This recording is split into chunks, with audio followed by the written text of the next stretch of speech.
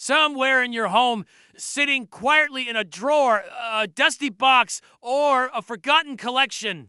There may be a stone worth more than a new car, more than a year's salary, maybe even more than your house payment. Most people walk past it every day.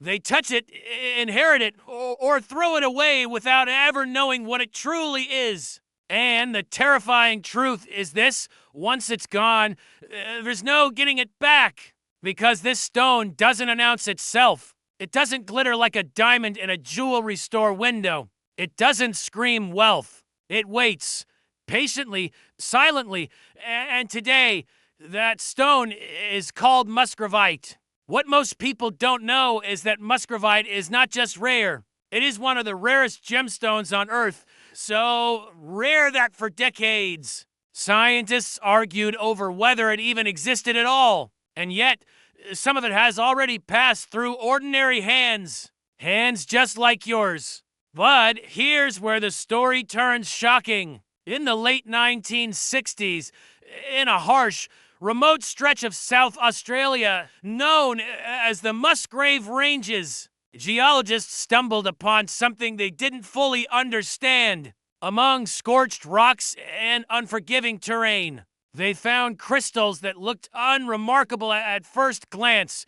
Dull, earthy, easy to dismiss. They labeled them, cataloged them, and moved on. Years passed before anyone realized they weren't dealing with common minerals at all. They had discovered an entirely new gemstone species, muscovite, named after the mountains where it was found. Muscovite belongs to the tophet family, itself already among the rarest gemstones known to science. At the time of discovery, fewer than a handful of tophet crystals existed worldwide. Muscovite was even rarer. For years, it was known only to laboratories and textbooks, not collectors, not jewelers, and certainly not everyday people. And this is the part collectors never talk about. Because while muscovite is now one of the most valuable stones on the planet, its early specimens were misidentified, mislabeled, and quietly sold as something else: spinel, sapphire, tourmaline. Some were mounted into jewelry. Some were kept loose in rock collections. Some were passed down through families with no paperwork, no certificates, no idea of what they really were. Imagine inheriting a small box of stones from a parent or grandparent. They tell you it's nothing special, just rocks they picked up or gems they bought cheaply decades ago. One stone looks grayish-green, maybe slightly violet under certain light. Heavy for its size, hard but not flashy. You put it away. Years later, someone like that exact person takes the stone to a gemologist out of curiosity, and suddenly everything changes. Because muscovite is so rare that fewer than a few dozen gem-quality specimens are confirmed worldwide. Let that sink in. Not thousands, not hundreds, dozens. Some estimates place the number of face-stable muscovites at under 30 stones ever discovered. That level of scarcity puts it in a category almost beyond price. But rarity alone doesn't create value. Mystery does. And muscovite has that in abundance.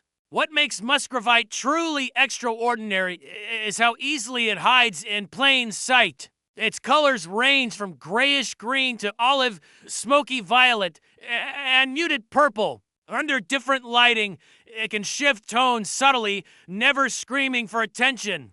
To an untrained eye, it looks ordinary.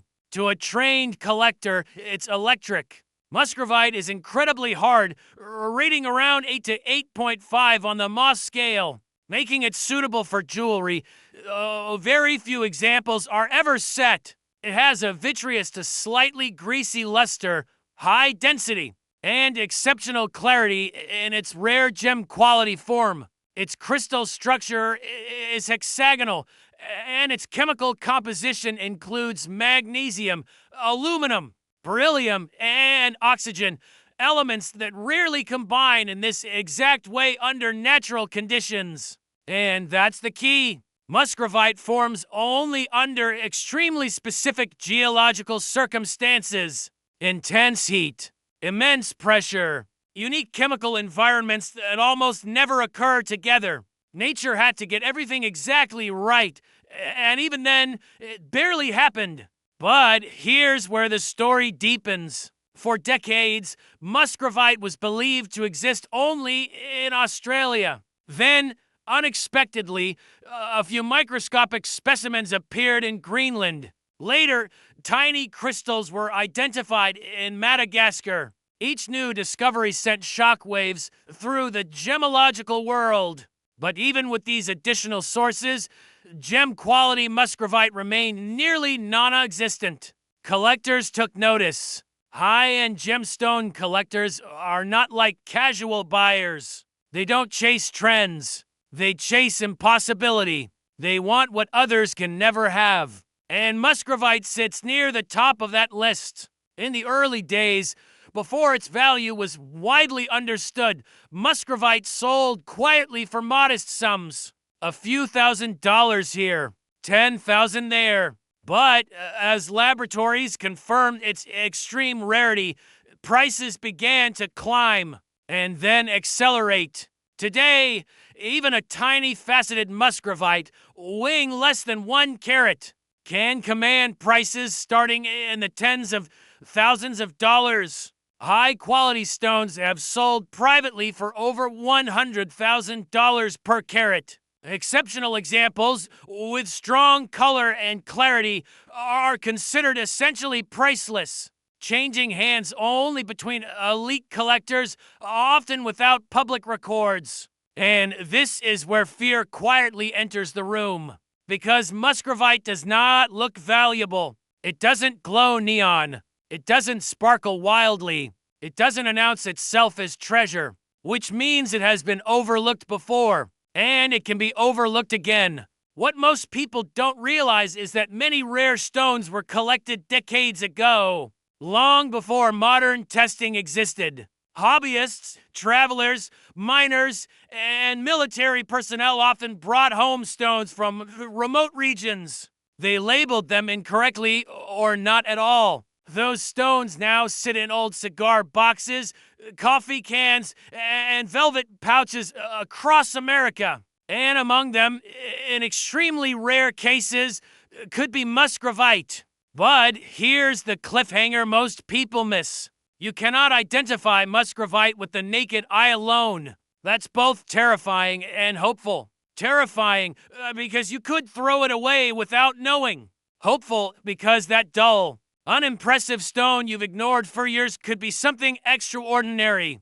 Identification requires careful observation. Muscovite is unusually heavy for its size. If a small stone feels unexpectedly dense in your hand, that's a signal. Its color often appears gray-green or muted violet, sometimes changing slightly under different light sources. It has no obvious inclusions in high-quality specimens and resists scratching from common materials.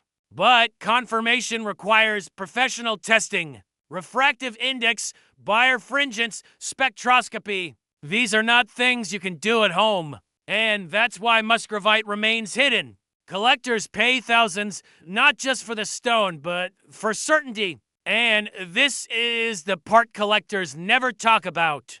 Once muscovite enters the open market, it almost never returns. Stones are locked away in private vaults, passed between ultra-wealthy buyers, removed from circulation forever.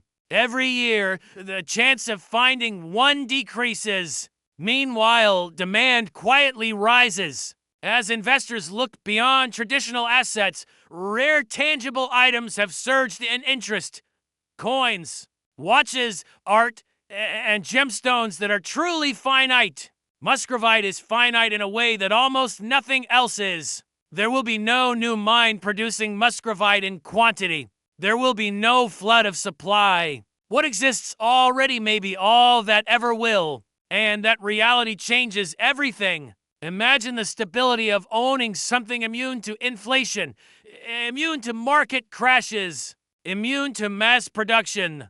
A stone so rare that its value is anchored not to trends, but to existence itself. This is why muscovite matters. This is why people who discover one experience disbelief, then shock, then a quiet, overwhelming realization that their financial future has just shifted. Stories circulate quietly in gem circles. A retired engineer who found an odd stone in an old mineral collection. A family who inherited a ring no one ever wore because it looked boring. A collector who bought a mislabeled gem at an estate sale decades ago and finally tested it. Each story begins the same way. I almost didn't check it, and each ends with the same sentence. I can't believe what it was worth, but there's a warning here. Because as prices rise, so do fakes, misidentifications, and outright scams. Many stones are claimed to be muscovite when they are not. Only certified laboratory reports from respected gemological institutions matter. Anyone offering certainty without documentation should raise immediate concern. Still, the possibility remains, and that possibility is powerful. If you own old stones, if you inherited a collection, if you have minerals gathered decades ago, if you ever wondered whether something unassuming could be valuable, now is the moment to look again, because the market is heating up right now. Collectors are watching. Supply is frozen. Demand is patient, relentless. And muscovite doesn't wait forever. Check your stones before you toss them, before you dismiss them, before you assume they're nothing. Because sometimes the rarest treasure doesn't sparkle, it whispers. And in the next story, we'll uncover another stone just as unlikely, just as hidden, and just as capable of changing everything for the person who recognizes it in time. Somewhere in your home, tucked away in a dusty drawer, an old cigar box, or a forgotten collection of rocks, there could be a stone worth more than a month's salary, a broken bar more than a year's savings, a broken bar maybe even enough to change the direction of your life. Most people have no idea what it looks like. Most people have already thrown it away, and that's exactly why this story matters right now. Because what if the most valuable stone you'll ever own isn't locked in a museum, a broken bar, or displayed in a luxury showroom, a broken bar, but sitting quietly among ordinary rocks you've never bothered to examine closely? What most people don't know is that one of the rarest gemstones on Earth was discovered not in a glamorous mine, not in some exotic jungle, but in the hills of California, and for decades, ordinary Americans unknowingly carried it home in their pockets, mistaking it for nothing special. This is the story of benitoite, and once you hear it, you may never look at your old stones the same way again. The first thing to understand is that benitoite is not supposed to exist the way it does. In the world of gemstones, rarity usually comes from remote places of faraway countries, deep underground, guarded by difficulty and danger. But benitoite breaks every expectation. It was discovered in 1907 in San Benito County, California, by a man who believed he had found something else entirely. At the time, it didn't sparkle like a diamond, it didn't glow like emerald, it didn't demand attention, it looked a broken bar ordinary. And that's where the story turns shocking, because that ordinary-looking blue stone turned out to be something the scientific world had never seen before, a brand-new mineral, a gemstone found in only one place on Earth. To this day, gem-quality benitoite has never been discovered anywhere else in the world in meaningful quantities. Not Africa, not Asia, not South America, only one small, now closed mining area in California. Let that sink in. An American gemstone, a one-location stone, finite, exhausted, gone, and yet, thousands of people still don't know what it is. There's a story collectors whisper about a retired school teacher who inherited a small box of stones from her grandfather. He was a hobby rockhound, the kind of man who picked up interesting pieces on road trips and tossed them into coffee cans, For years, the box sat unopened in her closet. One afternoon, out of boredom, she decided to sort through it. Most of the stones were exactly what you'd expect: a quartz, feldspar, bits of shale. Then she noticed a small, deep blue crystal, sharp-edged, almost glowing under the light. She nearly threw it away, but something stopped her. She took it to a local gemologist. The room went quiet. The expert asked where she got it. Then he asked again, slower. That stone later sold for thousands of dollars. And here's the cliffhanger most people don't see coming. That kind of discovery is still happening today. Benitoite is valuable because of a perfect storm of factors that almost never come together. First, its rarity. Gem quality benitoite is considered rarer than diamond. Not rarer than diamonds you see in stores, but rarer than diamonds in nature. Once the original California mine shut down, that was it. No new supply, no future discoveries to flood the market. Second, its color. Benitoite has an electric sapphire blue hue that, under the right light, appears to glow from within. Some stones even fluoresce under ultraviolet light, glowing an eerie chalky blue-white that leaves collectors speechless. That fluorescence alone has made some specimens museum-worthy. Third, its crystal structure. Benitoite often forms in sharp, triangular crystals. Unlike most gemstones, to trained eyes, that shape is a giveaway. To untrained eyes, it's just another strange rock. And this is the part collectors never talk about openly. Many of the best benitoite specimens never came from jewelers. They came from regular people, miners' families, old collections, garage sales, estate boxes, people who didn't know what they had. Identifying benitoite isn't about luck. It's about knowing what to look for before it's too late. Color is the first clue. True benitoite is usually a vivid blue to blue-violet, not dull, not cloudy. When light hits it, there's a brightness that feels almost unnatural. The clarity matters too. High-value stones are transparent to near-transparent, with crisp edges and sharp crystal faces. Weight can be deceptive. Benitoite is denser than it looks. A small stone may feel heavier than expected for its size. Texture matters as well. Natural crystals often appear embedded in a white or gray matrix, commonly nitrolite, which many people mistake for plain rock and discard without a second thought. Origin is critical. Almost all valuable benitoite traces back to California. If a stone has documentation or family history tied to that region, especially early to mid-20th century, the odds become much more interesting.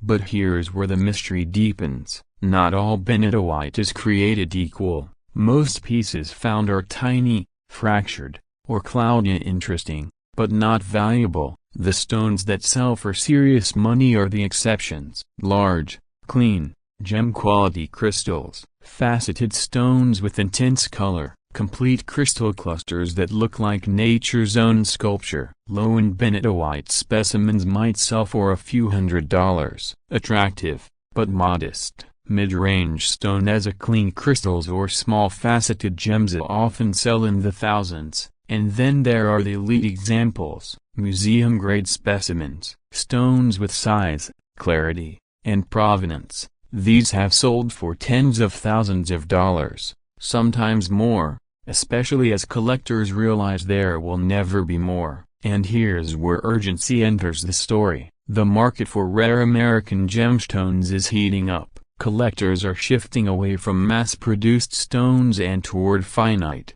historically significant materials. Benitoite sits at the center of that trend. Once a collector acquires a great piece, it often disappears into a private collection for decades. Supply tightens, prices rise quietly. What most people don't realize is that time works against ignorance. Every year, more old collections are discarded, more stones are thrown away because someone didn't know what they were holding. Once they're gone forever. There are warnings worth hearing. Benitoite is often confused with sapphire, spine, or even glass. Imitations exist. Misidentified stones circulate online. That's why professional verification matters. A single test under ultraviolet light can reveal clues most people miss. A trained gemologist can separate a life-changing find from a pretty blue rock. But here's the emotional truth beneath all of this. Bentonite represents more than money. It represents the idea that value doesn't always announce itself, that history can sit quietly in your home,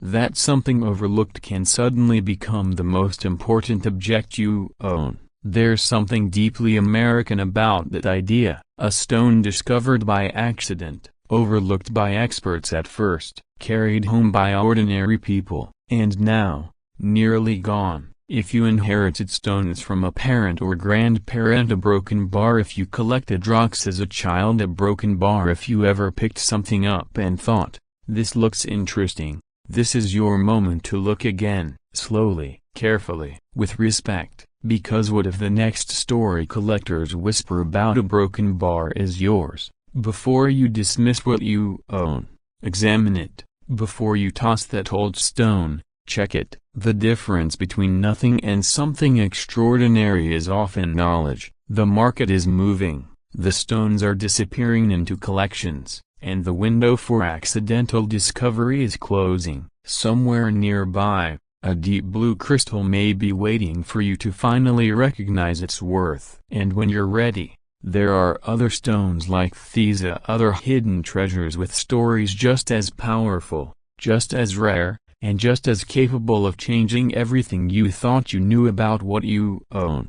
Stay curious, stay watchful, and whatever you do, broken bar, don't throw away your stones. What most people don't know is that one of the rarest gemstones on earth doesn't sparkle loudly, it doesn't announce itself, it hides quietly, waiting for someone to recognize it before it disappears forever. This is the story of Red Beryl. The stone most people have never heard of, the stone collectors quietly obsess over, the stone that has turned ordinary people into stunned owners of something worth more than their monthly paycheck, sometimes more than their car.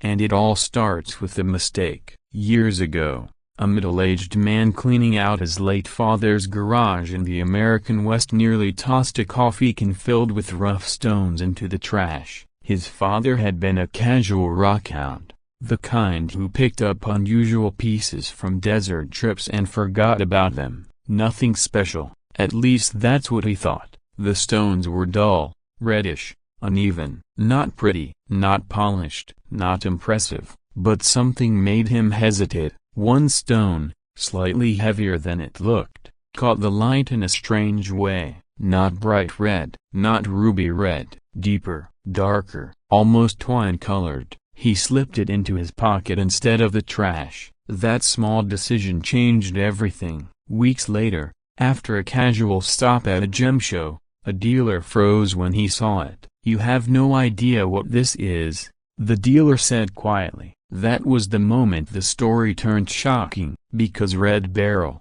sometimes called Bixbyte, is not just rare, it is one of the rarest gemstones ever discovered. Experts estimate that for every one Red Beryl crystal, there are over 100,000 diamonds. Let that sink in, 100,000. And yet, this stone doesn't live behind glass at luxury boutiques, it lives in old collections, in inherited boxes, in jars labeled rocks, in places people never look. Red Beryl's story begins in one of the harshest, least forgiving landscapes in the United States. The Wawa Mountains of Utah, a dry, volcanic region where blistering heat and ancient lava flows created conditions so precise, so unlikely, that they've almost never occurred anywhere else on Earth.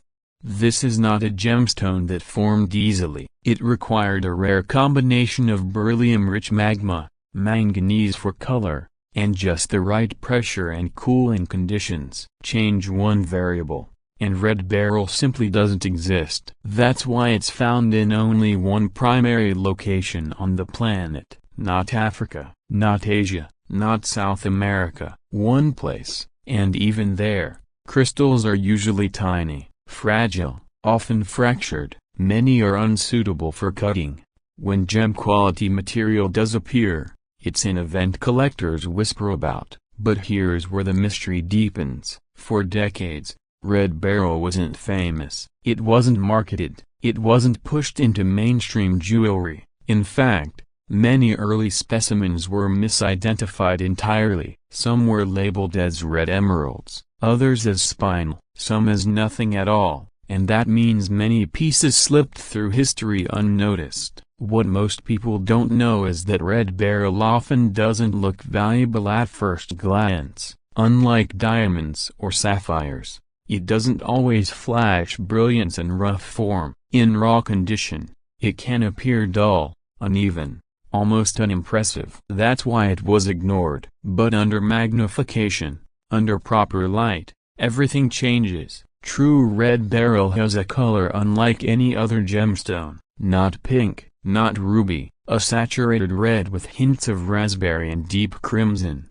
caused by manganese replacing aluminum in its crystal structure. The color isn't surface level, it comes from within, rich and intense. The crystals themselves are usually hexagonal, with sharp edges when intact. They feel heavier than expected for their size, denser than common quartz or glass. Many show natural inclusions, tiny internal fingerprints of how violently rare their formation was. Clarity matters, but perfection is not expected. In fact, flawless red beryl is almost unheard of, and this is where collectors lean in, because rarity changes the rules. In common gemstones, clarity drives price. In red beryl, existence alone creates value. A small, included stone can still be worth thousands of dollars per carat if the color is right and the origin is confirmed. And yes, origin matters more than people realize. Authentic red beryl almost always traces back to Utah. Stones claiming other origins raise immediate suspicion.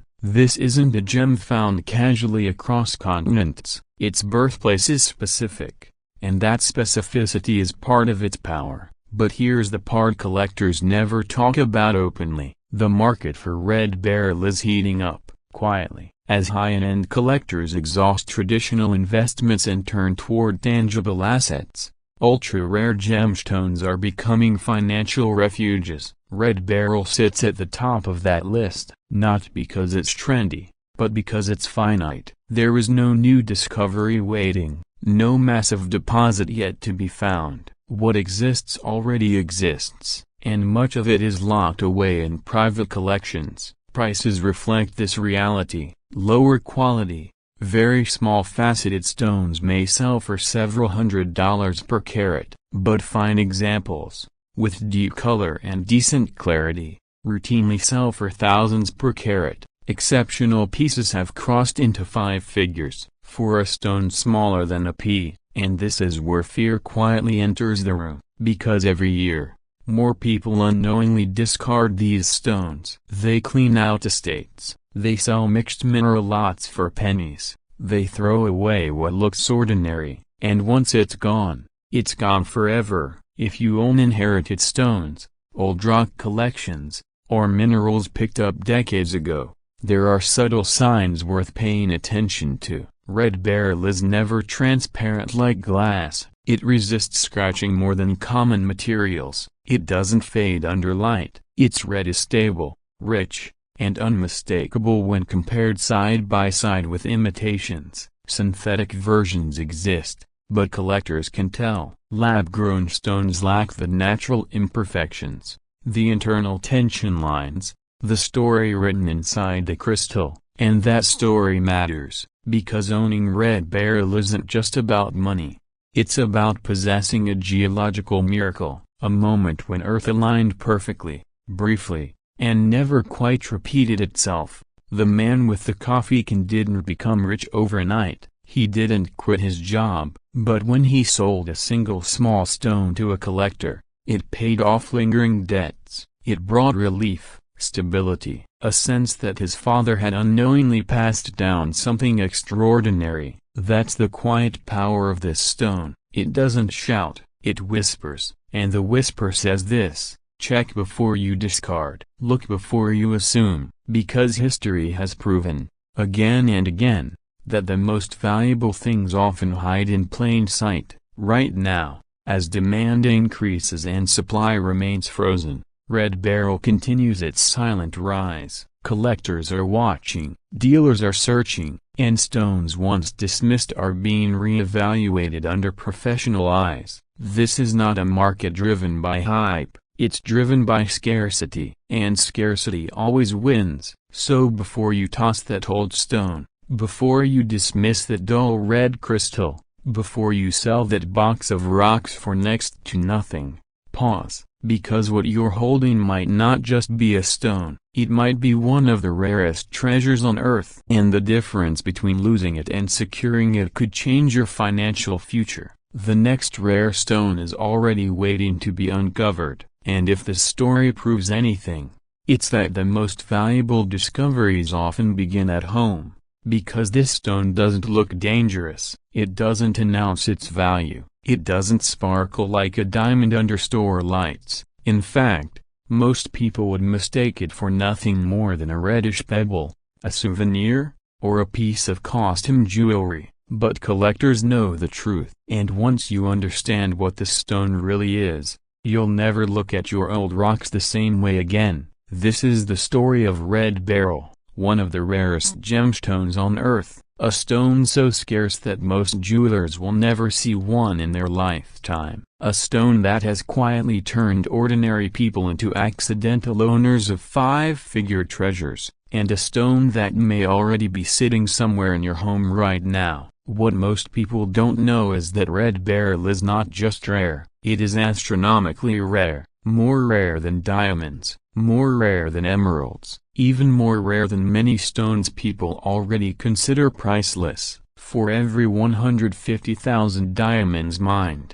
only one gemstone quality Red Beryl crystal is ever found. Let that sink in. And yet, because it was never aggressively marketed to the public, millions of Americans have unknowingly handled it, inherited it, or even thrown it away.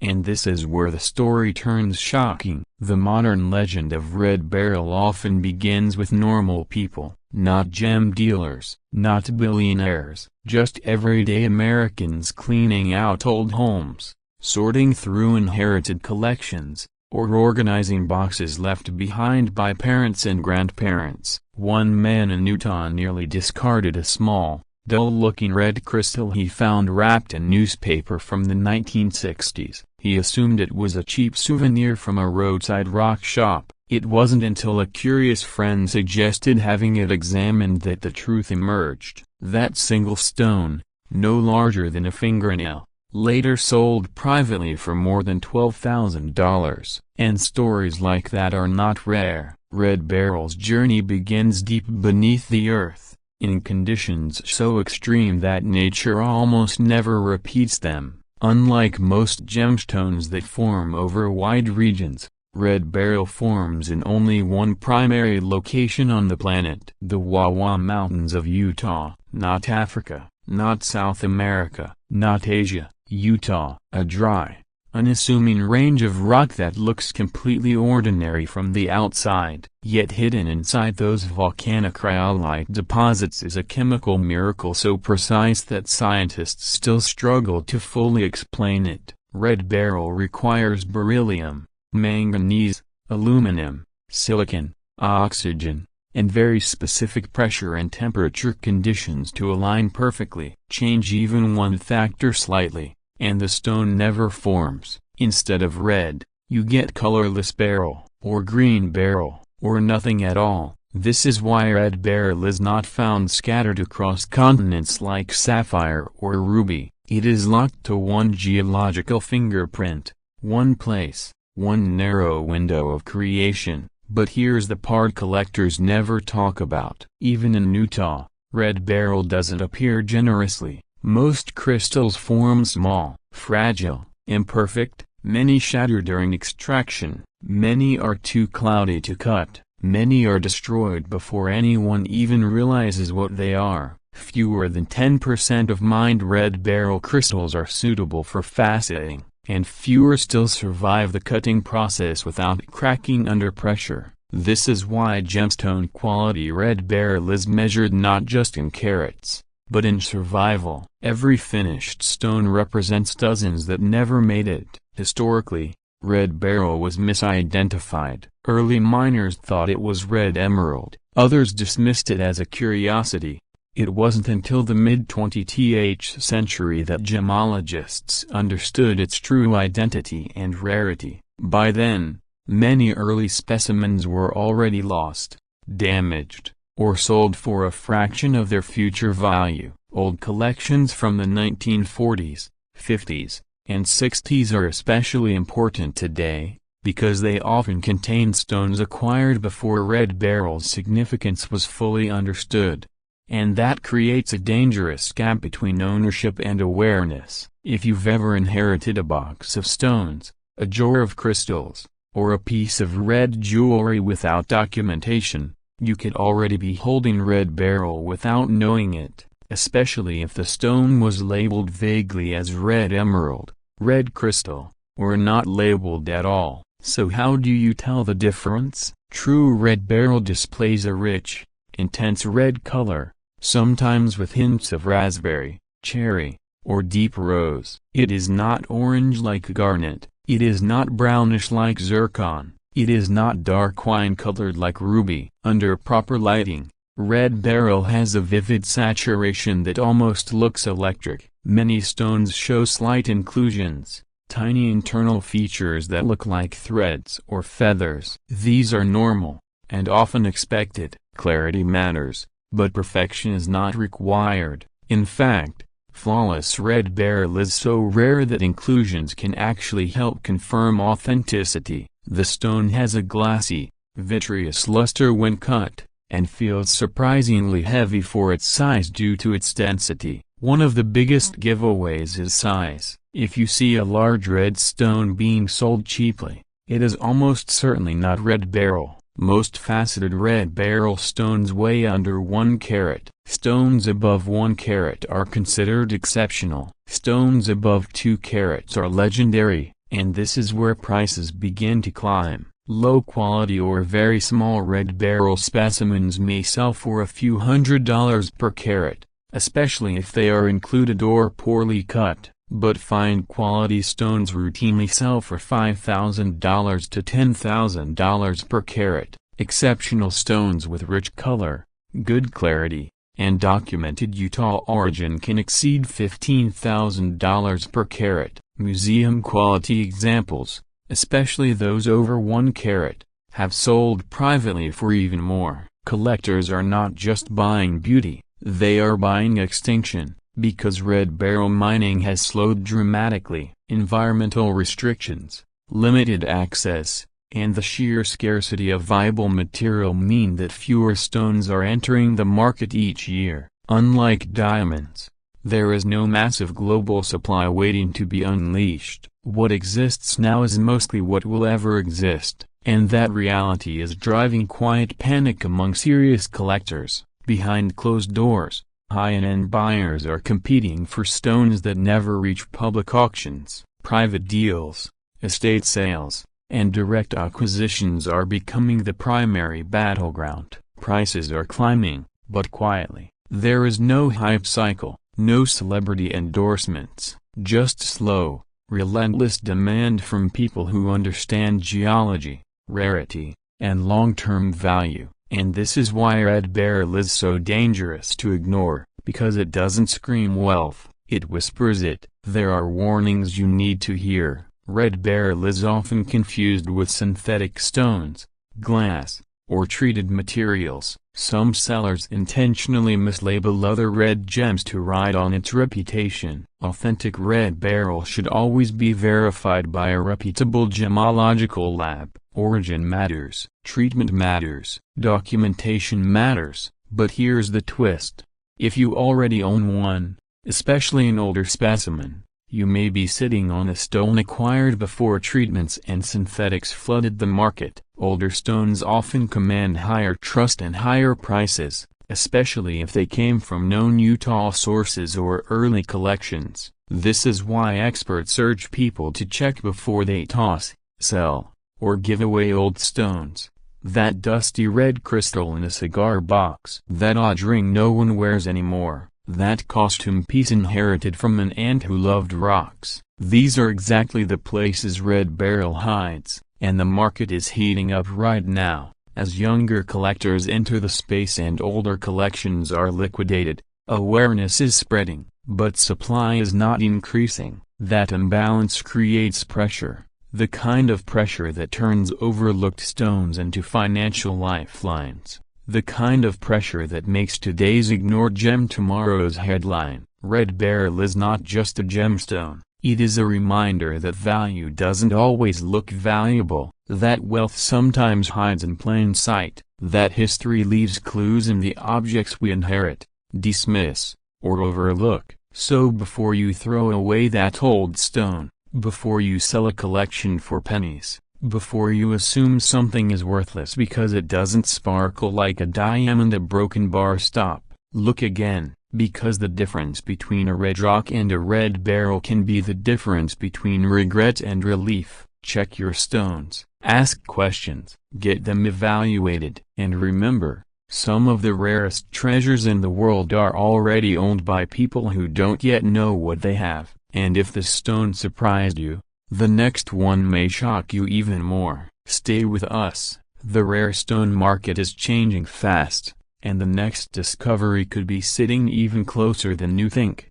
The Montana sapphire is not supposed to exist the way it does. For centuries, sapphire was a symbol of old world wealth, tied to Asian riverbeds, Himalayan mountains, and European crowns. The idea that one of the world's most valuable gemstones could be hiding in the rivers and gravel of the American West sounded absurd, even impossible. And yet, that impossibility is exactly why so many people overlooked a Broken Bar and why so many fortunes slipped quietly through ordinary hands. What most people don't know is that some of the most valuable Montana sapphires were never cut, never mounted, never certified. They were kept as keepsakes, lucky stones, curiosities, paperweights, children's treasures found while fishing or hiking. And today, some of those same stones are worth more than a year's salary at Broken Bar, sometimes far more. The story begins not in a vault or a museum, but in the late 1800s, when gold fever swept through Montana. Prospectors weren't looking for beauty, they were desperate for survival. Every pan of gravel was about food, shelter, and hope. And again, as they worked the rivers, they found strange blue and green crystals clogging their sluices. Heavy, hard, useless, or so they believed. These stones slowed gold recovery, so miners cursed them and tossed them aside. Some even threw them back into the river in frustration. But here's where the story turns shocking. Those worthless stones weren't junk at all. They were sapphires. American sapphires, among the purest and most naturally vibrant ever discovered. In places like Yogo Gulch, Rock Creek, and the Missouri River Basin, nature had quietly been crafting gemstones under conditions so rare that even seasoned geologists were stunned. Unlike many sapphires around the world, Montana sapphires often formed with exceptional clarity, unique coloration, and a natural elegance that didn't rely on artificial enhancement. Some were cornflower blue, others leaned into icy blues, soft teals, seafoam greens, steely grays, and rare violet hues that shifted under different light. For decades, nobody knew what to do with them. Early attempts to market Montana sapphires failed because jewelers didn't understand them. They weren't the deep royal blue people expected. They didn't look traditional, so the market dismissed them, and that dismissal became the greatest mistake in American gemstone history. Fast forward to a much quieter moment.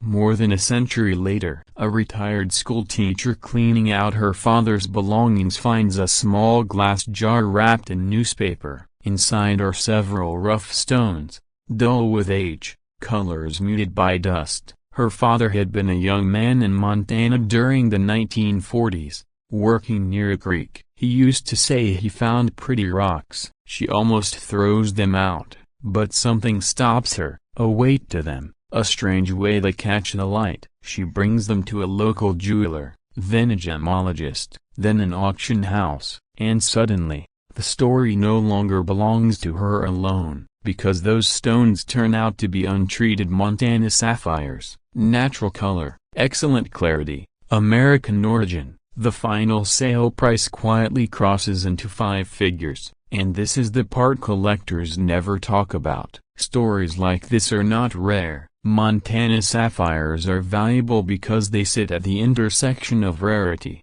authenticity, and timing. The deposits are limited. The finest locations are either exhausted or heavily restricted. Yogo sapphires, in particular, are legendary for their naturally saturated blue color and uniform clarity. Unlike many sapphires on the global market, Yogos are almost always untreated, no heat, no color enhancement. What you see is what the earth made. Collectors pay a premium for that honesty. Color is everything.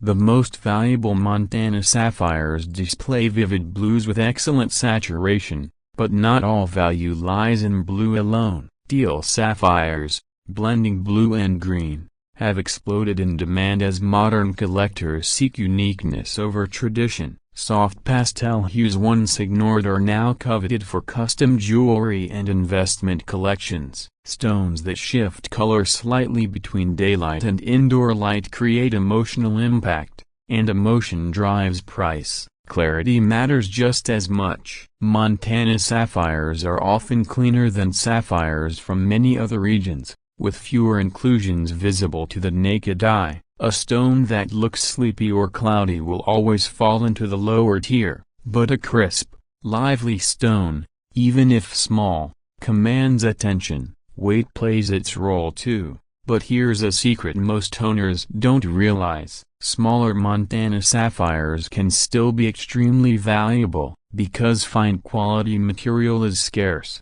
Even stones under 1 carat can sell for hundreds or thousands of dollars if the color and clarity are right. Larger stones with excellent color and no treatment can push values dramatically higher. Origin is the silent multiplier. Documentation showing Montana origin increases value significantly. Yogo Gulch stones, when verified, sit in a category of their own. Collectors trust them, jewelers respect them, investors compete for them. Common Montana sapphires exist, of course, pale stones with grayish tones, heavy inclusions, or poor cuts may only bring modest prices. These are the stones people think of when they say, "Oh, those aren't worth much," but rare examples exist alongside them, often mixed together in old collections, jars, and inherited boxes. And here's where the fear sets in, because unless you know what to look for, you could easily mistake a valuable sapphire for an ordinary blue stone. Montana sapphires are extremely hard, ranking just below diamond. They feel dense in the hand, heavier than glass, heavier than quartz. When light hits them, it doesn't scatter wildly, it holds, glows, and returns with a calm intensity. The surface, even when uncut, often shows smooth crystal faces or rounded edges from river wear. Colors are rarely inky dark. Instead, they feel alive, clear, airy. Some show tiny natural inclusions that look like silk or fingerprints deep inside, signs of natural formation rather than flaws. But here's the cliffhanger most people miss. Some of the most valuable Montana sapphires don't look impressive at first glance. Their magic reveals itself only after cleaning, proper lighting, or professional evaluation, which means countless stones have already been discarded by people who didn't know what they were holding. Prices tell the rest of the story. Entry-level Montana sapphires may sell for a few $100s. Fine quality stones can range from $1,000 to several thousand per carat. Exceptional untreated yogos, with strong color and clarity, can exceed $10,000 per carat. Rare colors, large sizes, and documented origin push prices even higher. Collectors aren't just buying stones, they're buying American heritage, they're buying scarcity, they're buying a gemstone whose supply will never increase. No new major discoveries are expected. What exists is what exists, and that finality changes everything. The market is shifting. More collectors want stones with traceable origin and ethical sourcing. Montana sapphires check every box. No overseas uncertainty, no mass production, no synthetic confusion, just earth, time, and American land. But here's the warning: few people hear until it's too late. The moment a stone is altered, damaged, or improperly cut, value can drop permanently. Well-meaning owners have ruined valuable sapphires by trying to polish them at home, drilling holes, or mounting them without evaluation. Others sold them quickly, unaware of what they truly had, locking in regret they can never undo. If you own old stones, inherited jewelry, or loose gems with vague stories about Montana, rivers, or found stones, now is the moment to stop and look again. Clean them gently, observe them under natural light, feel their weight, and most importantly, don't assume anything, because the Montana sapphire is not flashy wealth, it's quiet wealth. It waits, it hides, it passes through hands unnoticed until the right person finally recognizes it, and once recognized, it changes everything. Some viewers listening right now already own one, they just don't know it yet, and that realization alone is enough to make the heart race, enough to make you want to check every drawer, every box, every forgotten pouch before it's too late. The market is heating up. Demand is rising, supply is frozen in time, and the stones aren't announcing themselves, they're waiting. So before you toss anything aside, before you dismiss another old rock, take a closer look, because history has already proven this once, and it's proving it again right now. The most valuable treasures are often the ones hiding in plain sight, and if the stone was hiding in your life all along, the next discovery might be even closer than you think.